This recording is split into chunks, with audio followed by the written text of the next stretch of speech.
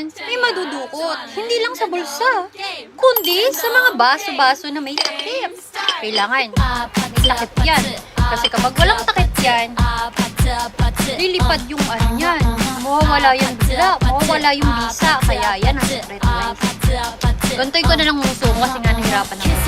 Yan ang secret. Exercise yan. Nanay Linda, exercise ng muso yan. Para gumanda tayo. Siyempre, exercise hindi natin malambot na lumalaylay na exercise yan. Kaya kailangan, maglalagay kayo ng bariya sa lalagyan.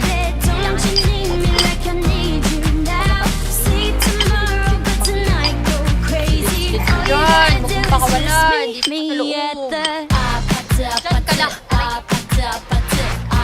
sa loob. Diyan ka lang. Diyan ka lang. Lalabas.